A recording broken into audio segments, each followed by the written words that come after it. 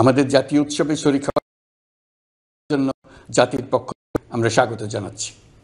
কয়েকদিন আগে ইউরোপীয় ইউনিয়নের 19 জন রাষ্ট্রদূতের সঙ্গে আমার বৈঠক হয়েছে। এই প্রথমবারের মতো ইউরোপিয়ান ইউনিয়নের প্রায় সকল দেশের রাষ্ট্রদূতগণ একসঙ্গে ঢাকায় এসে সরকারের সঙ্গে বৈঠক করলেন। এই দেশগুলোর বেশিরভাগ দূতাবাস দিল্লিতে। তারা অনেকেই আগে কোনোদিন ঢাকায় আসেনও নি। এটি একটি ঐতিহাসিক ঘটনা। একত্রে ঢাকায় আসলেন শুধু এই বার্তা দেওয়ার জন্য যে ইউরোপীয় ইউনিয়ন বাংলাদেশকে সর্বোচ্চ সমর্থন ও সহযোগিতা দেওয়ার জন্য প্রস্তুত। অন্তর্বর্তীকালীন সরকারের সংস্কার উদ্যোগ এবং গণতান্ত্রিক পদ্ধতিতে নির্বাচনের প্রক্রিয়ার কথা আমি তাদেরকে জানিয়েছি। সেটিতে তারা পূর্ণ সমর্থন জানিয়েছেন এবং সরকারকে সর্বোচ্চ সহযোগিতা করবেন বলে জানিয়েছেন। বাংলাদেশের বিরুদ্ধে অপপ্রচার এবং ভুল তথ্য প্রচারের বিষয়েও আমি ইউরোপীয় ইউনিয়নের কূটনীতিকদের জানিয়েছি। ইউরোপীয় দেশগুলোর মধ্যে যাদের ভিসা অফিস নয়াদিল্লিতে আছে তাদেরকে ঢাকা বা অন্য কোনো প্রতিবেশী দেশে ভিসা অফিস নিয়ে আসার জন্য আমি অনুরোধ করেছি। আমি বলেছি, ইউরোপীয় দেশগুলোর বিশ্ববিদ্যালয়ে ভর্তির জন্য অনেক বাংলাদেশি শিক্ষার্থীর ভিসা পেতে সমস্যা হয়।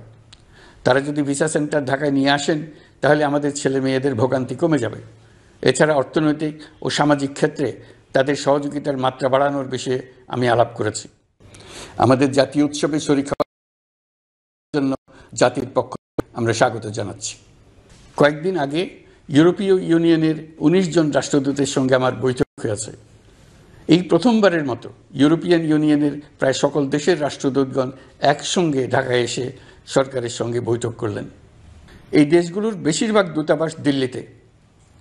তারা অনেকেই আগে কোনোদিন ঢাকায় আসেনও নি। এটি একটি ঐতিহাসিক ঘটনা। একত্রে ঢাকায় আসলেন শুধু এই বার্তা দেওয়ার জন্য যে ইউরোপীয় ইউনিয়ন বাংলাদেশকে সর্বোচ্চ সমর্থন ও সহযোগিতা দেওয়ার জন্য প্রস্তুত।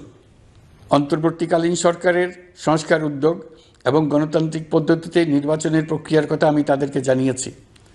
সেটিতে তারা পূর্ণ সমর্থন জানিয়েছেন এবং সরকারকে সর্বোচ্চ সহযোগিতা করবেন বলে জানিয়েছেন।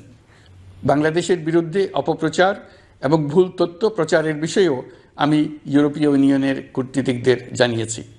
ইউরোপীয় দেশগুলোর মধ্যে যাদের ভিসা অফিস নয়াদিল্লিতে আছে তাদেরকে ঢাকা বা অন্য কোনো প্রতিবেশী দেশে ভিসা অফিস নিয়ে আসার জন্য আমি অনুরোধ করেছি।